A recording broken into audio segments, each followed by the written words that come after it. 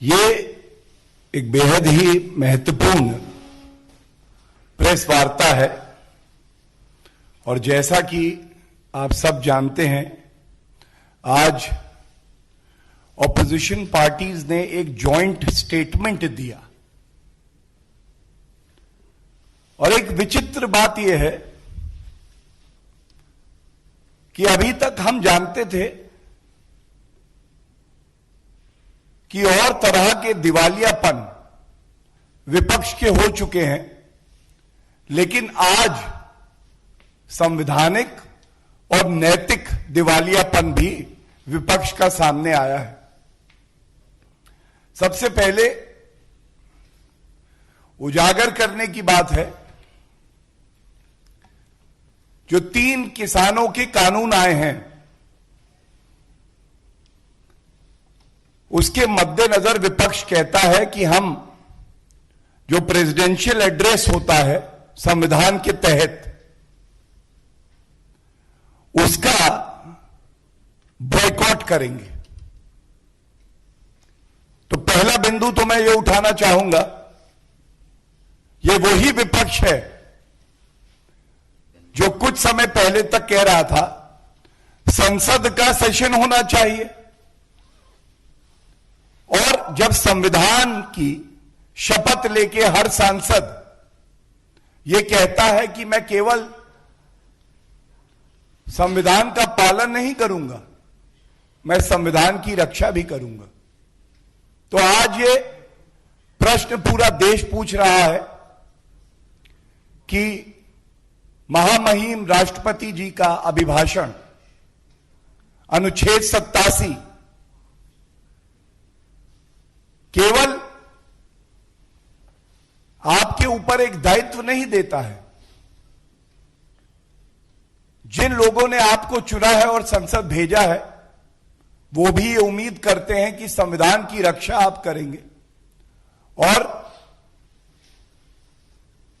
सत्र से पहले ये जो राष्ट्रपति जी का अभिभाषण है, इसमें आपको सम्मिलित होना आपका कर्तव्य है, आपकी जिम्मेदारी। और ये पहली बार ऐसा नहीं हुआ है।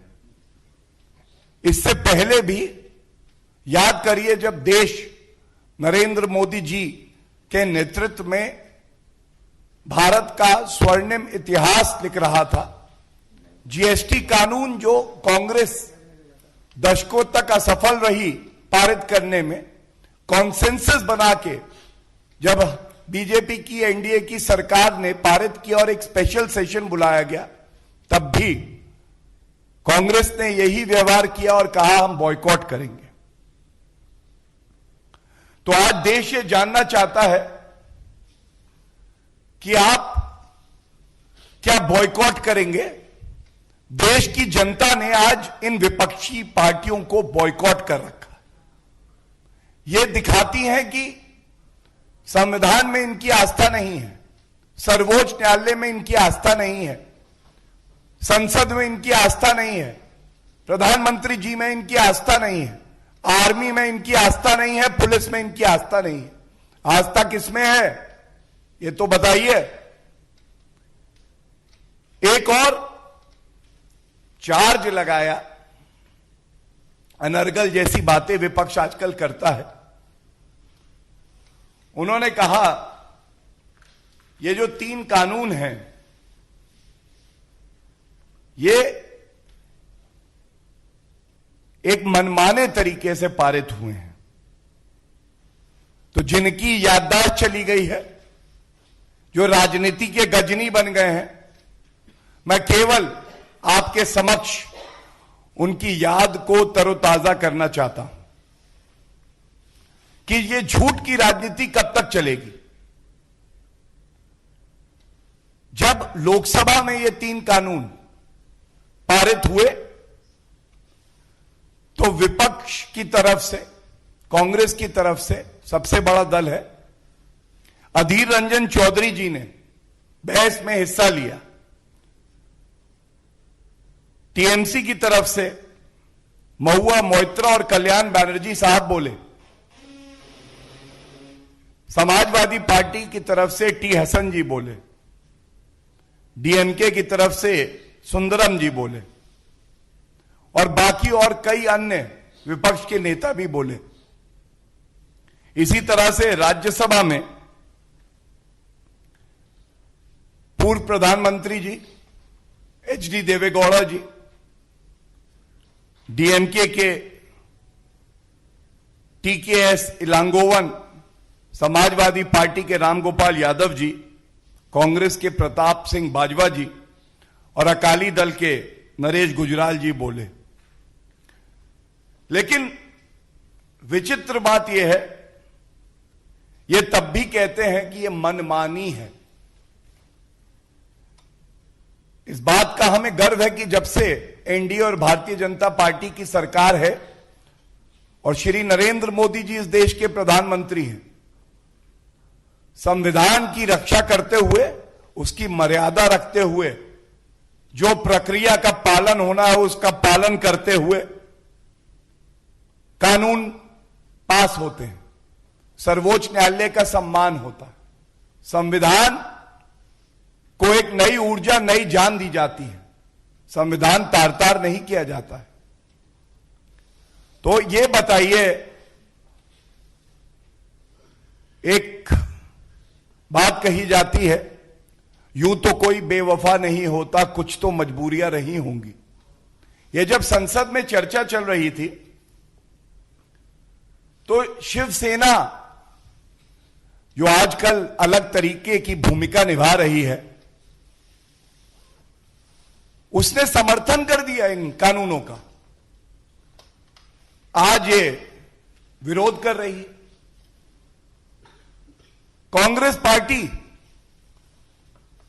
अपना मैनिफेस्टो पढ़िए, 7/11, मैं समय नहीं लूंगा, लेकिन वो कहता है एपीएमसी एक्ट जो है रिपील कर देंगे, खत्म कर देंगे और एसेंशियल कमोडिटीज एक्ट का संशोधन करेंगे। शरद पवार जी एनसीपी से जब कृषि मंत्री थे तो लिखते थे चिट्ठियां कि किसानों का भला इसी में है कि एपीएमसी एक्ट को संशोधित किया जाए। अकाली के बारे में क्या कहना, उनके सर्वोच्च नेता हमारे लिए बड़े सम्मानित हैं प्रकाश सिंह बादल जी ने कहा यह किसानों के हित में कानून है। हरसिमरत कौर बादल जी ने भी यही बात कही। तो अब ऐसी क्या मजबूरी आ गई? और आम आदमी पार्टी ने तो एक कानून लागू किया, नोटिफिकेशन किया, लेकिन फिर भी अब पलट गई है। नहीं पलटे, अपने पद पे अडिग रहे, चाहे रास्ता कितना ही मुश्किल क्यों ना हो, अगर देश के हित में है तो उस रास्ते पे चलेंगे। वो हमारे आदरणीय प्रधानमंत्री श्री नरेंद्र मोदी जी हैं। एक वचन लिया उन्होंने, किसानों का हित करेंगे, रॉबर्ट वाड्रा की तरह किसानों की जमीन नहीं हड़पेंगे, किसानों को 1.5 गुना एमएसपी देना, स्वामीनाथन कमीशन की सिफारिश, और स्वामीनाथन जी ने तारीफ करी। किसान सम्मान निधि 1,20,000 करोड़ रुपए सीधा किसानों के खातों में पहुंचे, सॉइल कार्ड देना। अगर किसी ने चरितार्थ किया है तो वो देश के प्रधानमंत्री नरेंद्र मोदी जी हैं।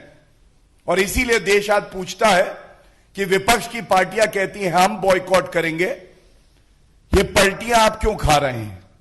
इसकी वजह तो हमें बता दीजिए। और इसके बाद एक बात और आई, जो गणतंत्र दिवस पे कानून को तार-तार किया गया।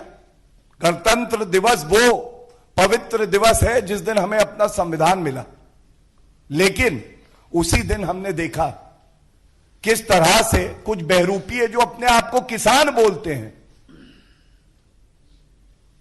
उन्होंने अराजकता फैलाई, खून बहाया और राष्ट्र ध्वज तिरंगा, जिसके लिए कैप्टन विक्रम बत्रा जी ने कहा था, परमवीर चक्र मिला था उन्हें, कि यह तिरंगा हवा की वजह से नहीं उड़ता, ये उड़ता है हमारे वीर जवानों की सांसों की वजह से।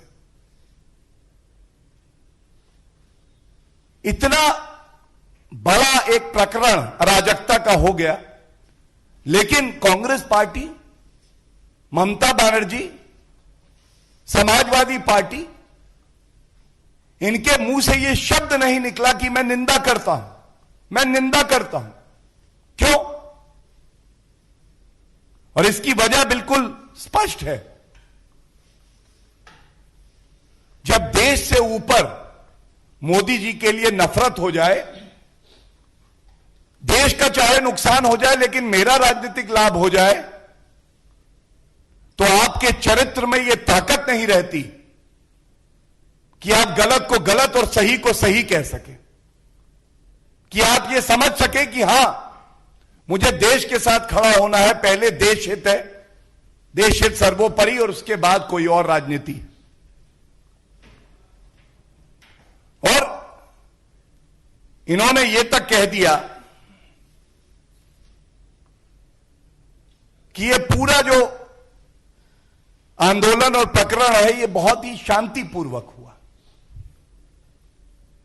तो मैं एक बात जरूर कहना चाहूंगा एक नागरिक होने के नाते, और जो बात आज हर देशवासी महसूस कर रहा है, जय जवान जय किसान का एक नारा है हमारा, तो पुलिस भी जवान की श्रेणी में आती है, और चाहे जवान हो और चाहे किसान हो, यह अपना लहू तो बहा सकता है, लेकिन यह किसी नागरिक का, जो हमारे देश का है, उसका लहू नहीं बहा सकता। आप भी ये मानेंगे कि आज पूरा देश दिल से सैल्यूट कर रहा है उन पुलिस कर्मियों को जिन्होंने यह सुनिश्चित किया कि उनका खून तो बह जाए, लेकिन किसी नागरिक की जान पे हम नहीं बनने देंगे, जिन्होंने यह सुनिश्चित किया कि बिना एक गोली चलाए अराजक तत्वों को हम ठीक करेंगे, जिन्होंने यह सुनिश्चित किया, जिसकी बात विपक्ष नहीं करेगा, कि जो 300 लोग परेड में फंस गए थे, जिसमें बच्चे भी थे, हमारे और आपके बच्चे थे, उनको कैसे सुरक्षित स्थानों पर पहुंचाया जाए, यह भी हमारी वीर पुलिस ने सुनिश्चित किया है।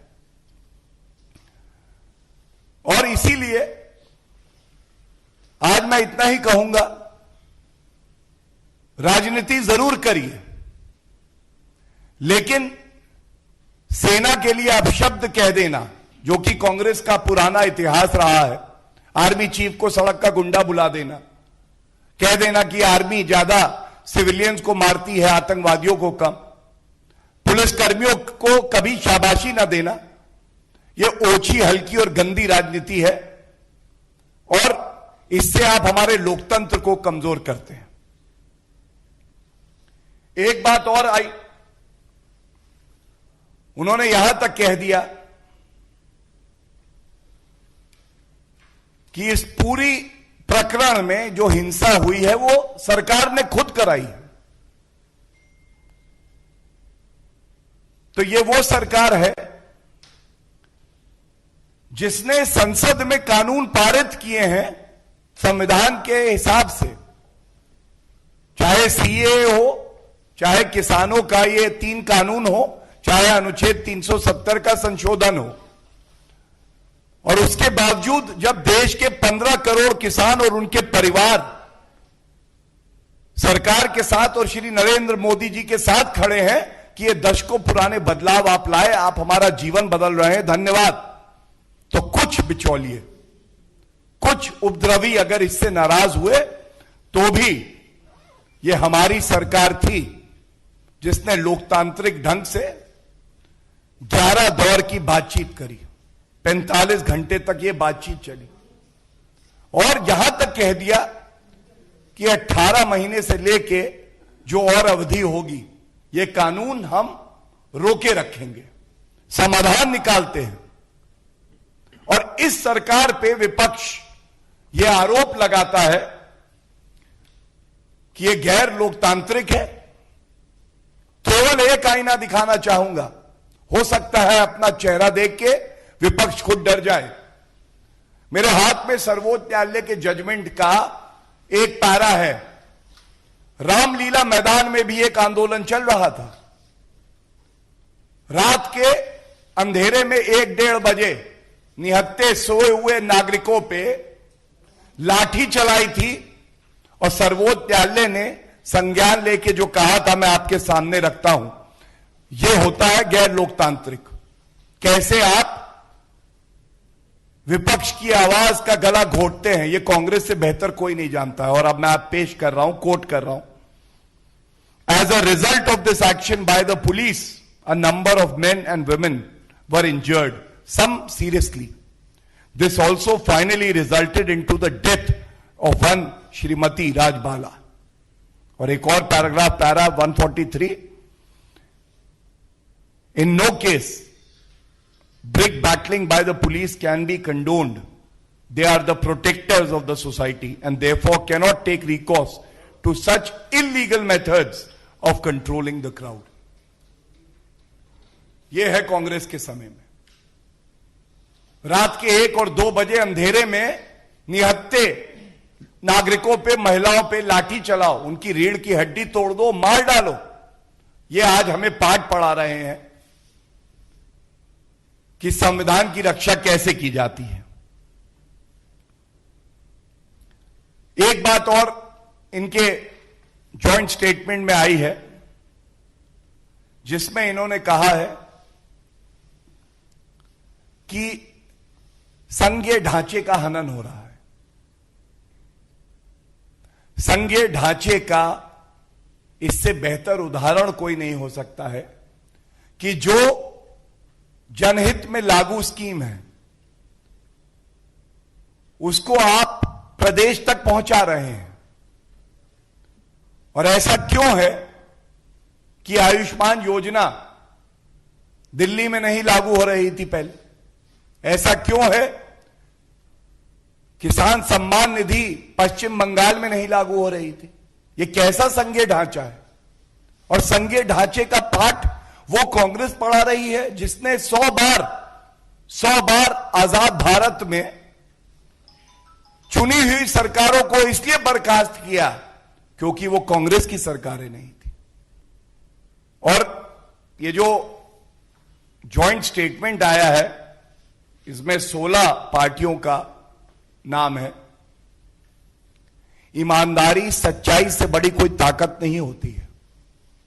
हमने पहले भी देखा है, विपक्ष की पार्टियां सोचती हैं कि हम एक साथ आ जाएंगे तो एक यशस्वी प्रधानमंत्री, ईमानदार प्रधानमंत्री, कर्तव्यपरायण प्रधानमंत्री को झुकना पड़ेगा। लेकिन सब जानते हैं कि 2019 के चुनाव में क्या हुआ था। और इतना ही कहूंगा, 0 + 0 + 0 + 0 + 0 लगाते चले जाइए और उनको जोड़ेंगे तो 0 ही निकलेगा। जब तक देश के प्रति जो निष्ठा है उसका 1 सामने नहीं लगेगा तो वो बड़ा नंबर नहीं बनेगा। किसानों के साथ भारतीय जनता पार्टी कंधे से कंधा मिला के खड़ी है, लेकिन विपक्ष को इसी मंच से एक मजबूत संदेश देना चाहते हैं। अगर देश हित में कोई कदम उठाया गया है, चाहे वो अनुच्छेद 370 हो, चाहे सीएए हो, चाहे ट्रिपल तलाक का हो, चाहे किसानों का जो कानून है वो हो, और आप ये सोचते हैं कि दबाव बना के वो वापस हो जाएगा, तो याद रखिएगा, ये श्री नरेंद्र मोदी जी की सरकार है। ये केवल जनता के सामने झुकती है। किसी विपक्ष में, खासकर उसमें जो भ्रष्टाचारी, सांप्रदायिक हो, वंशवाद से पीड़ित हो, इतनी ताकत नहीं है कि दबाव बना के अनुचित कदम जो देश के हित में ना हो हमसे करवा ले। और अंत में इस प्रेस वार्ता का यही कह के करूंगा, परसों से तिरंगे की बात हो रही है। जब तक भारतीय जनता पार्टी की सरकार है और श्री नरेंद्र मोदी जी देश के प्रधानमंत्री हैं। ना तिरंगा कभी झुका था, ना झुका है और ना झुकेगा। और ऐसी कोई ताकत पूरे विश्व में नहीं है जो हमारे तिरंगे का अपमान कर सके। बहुत बहुत धन्यवाद। कोई प्रश्न हो तो पूछ लीजिए। That's a very important and yet very sensitive question, and I thank you for asking me that. I would again like to say that every Indian today, forgetting their differences, has to first salute the brave, the patient, and the inspiring Delhi police. And you would also realize that the call to take any extreme measure is always available to the police. But yet, the real test and character of a police and a government is when you exercise restraint. And yes, you are absolutely right that without even firing a bullet, even if they had to suffer injuries themselves, they ensured that the citizenry of our country does not suffer. But one thing for sure I want to say here, any person who breaks the law of the country or has this feeling that he is above the law or feels that he will be protected by the forces in the opposition should be warned very categorically today that no one will be spared. And as we speak, as I address this press conference, FIRs have been registered and people, the so-called farmer leaders who were rushing to their rat holes when these people protesting were looking towards them to restore peace, they were nowhere to be seen. They will have to face the brunt. Any opposition party that is breaking the law to weaken the fabric of our country, the unity of our country, will also face consequences. And as we speak, I was watching it on a channel that action is being taken, and this is a very strong and stern warning. No matter how high you think you are, you will never be above the law of the country. देखिए, क्योंकि मैं पेशे से एक वरिष्ठ अधिवक्ता भी हूं, मैं इतना ही कहूंगा, जब केंद्र के कानून पारित होते हैं संसद से, तो प्रदेश को यह अधिकार नहीं है कि वो कहे कि लागू नहीं करेंगे। लेकिन हाँ, यह बात सच है कि ये वही ममता बनर्जी हैं जो अराजकता की मूर्ति हैं, जिन्होंने ये कहा था कि अगर सीएए लागू किया तो गृहयुद्ध हो जाएगा। और मैं इतना ही कहूंगा, हर उस व्यक्ति को जिसने संविधान की शपथ ली है कि हम विरोधी हो सकते हैं लेकिन हम दुश्मन नहीं हैं, और संविधान की मर्यादा बनी रहे, यह सुनिश्चित करना केवल और केवल केंद्र सरकार या भारतीय जनता पार्टी का काम नहीं है, यह सबका दायित्व है। और अपने विरोधों के साथ जब हम संविधान के प्रति अपनी तत्परता और प्रतिबद्धता दिखाएंगे, तभी यह देश आगे बढ़ेगा।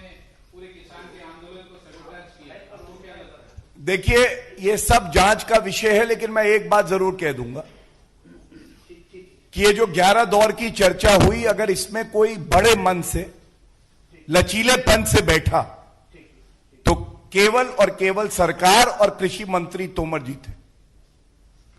आप बताइए, अगर सरकार भी ये कह देती पहले आंदोलन वापस लो और उसके बाद बातचीत करेंगे, तो शायद ये वार्ता कहीं ना पहुंचती। और इसी तरह से अगर कोई कहता है कि वो किसानों का प्रतिनिधि है, तो उसकी भी एक जिम्मेदारी है, खुले मन से दूसरे की बात सुने, या तो दिल जीत ले या अपना दिल दूसरे को जीतने के लिए अवसर दे। यह मूल मंत्र होता है किसी भी संवाद का। और कहीं ना कहीं दूसरा पक्ष इस बात को भूल चुका था। धन्यवाद।